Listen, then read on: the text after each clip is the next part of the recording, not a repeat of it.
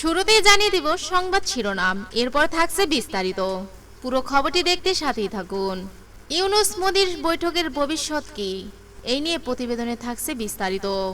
তারপর থাকছে শেখ হাসিনার 100 বছর জেল হওয়া উচিত বললেন ফারুক। এবার থাকছে প্রধান উপদেষ্টার সঙ্গে মার্কিন প্রতিনিধি দলের সাক্ষাৎ রবিবার। সর্বশেষ থাকছে যাত্রাবাড়িতে ট্রাফিক পুলিশ কনস্টেবলকে ধারালো অস্ত্র দিয়ে জখম। শুনলেন শিরোনাম, এবার বিস্তারিত। পুরো খবরটি দেখতে আমাদের সাথেই থাকুন। ছাত্র জনতার তুমুল আন্দোলনের মুখের গত 5 আগস্ট প্রধানমন্ত্রী পদ থেকে ক্ষমাচ্যুত হন শেখ হাসিনা। এরপর সাময়িক হেলিকপ্টারে করে সেই দিনেই ভারত পালাতে বাধ্য হন। এরপর থেকে তিনি ভারতের অবস্থান করেছেন। বিশেষজ্ঞরা বলেছেন, বর্তমান বাংলাদেশ ও ভারতের মধ্যকার সম্পর্ক তলানিতে। এদিকে এরই মধ্যে জাতিসংঘের ৭৯তম সাধারণ অধিবেশন শুরু হয়েছে। এতে অংশ নেবেন বাংলাদেশের অভ্যন্তরীণ সরকারের প্রধান উপদেষ্টা ডক্টর মোহাম্মদ ইউনূস। সাধারণ অধিবেশনে যোগ দিবেন ভারতের প্রধানমন্ত্রী নরেন্দ্র মোদীও। এই সময় মোদীর সঙ্গে সাইডলাইনে বৈঠক হতে পারে ডক্টর মোহাম্মদ ইউনূসের।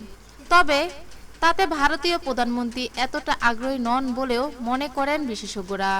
ওয়াশিংটনে ইউলোশন সেন্টার অ্যান্ড মাউথ এশিয়া ইনস্টিটিউটের পরিচালক ও বিশেষজ্ঞ মাইকেল কুগেলম্যান বলেন, ঢাকার সঙ্গে সম্পর্ক ভারতের জন্য অত্যন্ত সংবেদনশীল বিষয় হয়ে উঠেছে। যে কোনো উচ্চ পর্যায়ের সাক্ষাতে অন্তর্বর্তী সরকারের সঙ্গে আলোচনা করার ক্ষেত্রে ভারতকে এমন বিষয়গুলো নিয়ে মনোযোগী হতে হবে যা তারা বর্তমানে এড়িয়ে যেতে চায়। কুগেলম্যান বলেন, প্রধান সমস্যা হলো ভারতে শেখ হাসিনার উপস্থিতি। অন্তর্বর্তী সরকারে তাকে বাংলাদেশের প্রত্যাপনের দাবি করলেও দিল্লি তাকে ছাড়তে চাচ্ছে না, কারণ হাসিনা ভারতে অনেক নেতার সঙ্গে ঘনিষ্ঠ সম্পর্ক রয়েছে।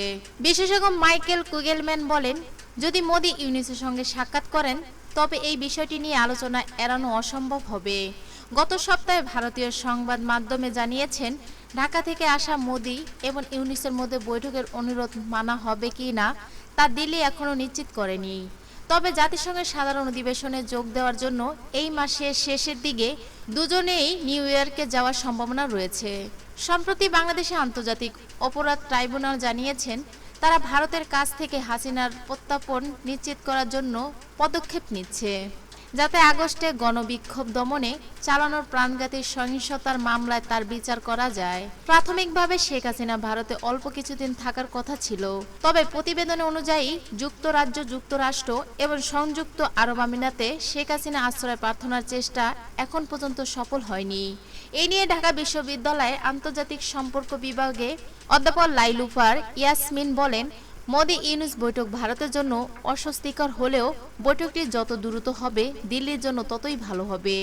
দিল্লিকে বাস্তবতাকে মেনে নিয়ে বাংলাদেশকে 2.0 এর সঙ্গে জড়িত হওয়া শুরু করতে হবে, যা কখনোই ভারতের সীমাকরণে ছিল না, উল্লেখ করেন এই অধ্যাপক। ইয়াসমিন আরও বলেন, ভারত হাসিনার নেতৃত্বাধীন আওয়ামী লীগের উপর বাজি ধরেছিল এবং বাংলাদেশিদের আশঙ্কা বুঝতে চেষ্টা করেনি। ভারতের এটা বোঝার সময় এসেছে, এই দেশের সম্পর্ক শুধু একটি রাজনৈতিক দলের মাধ্যমে পরিচালিত হতে পারে না।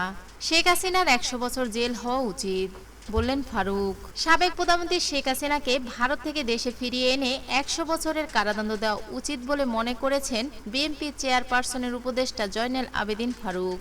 তিনি বলেছেন, বিএনপির ভারপ্রাপ্ত চেয়ারম্যান তারেক রহমান যদি 21শে আগস্ট মামলায় বিনা কারণে আসামি হতে পারে, খালেদা জিয়া যদি 2 কোটি টাকার মামলার 5 বছর জেল খাটতে পারে, 118টি মামলার জন্য শেখ হাসিনাকে হিন্দুস্তান থেকে এনে 100 বছর জেল দেওয়া উচিত।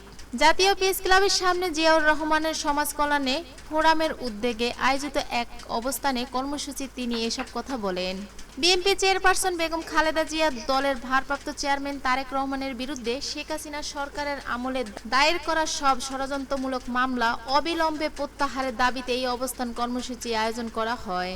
গত 16 বছরে শেখ হাসিনা বাংলাদেশকে ভারতে অঙ্গরাজ্য বানানোর জন্য যে চেষ্টা আপনি করে গেছেন, বাংলাদেশের ছাত্র জনতার বুকে রক্ত ঢেলে দিয়ে সেই আশা চূর্ণ বিচূর্ণ করে দিয়েছেন।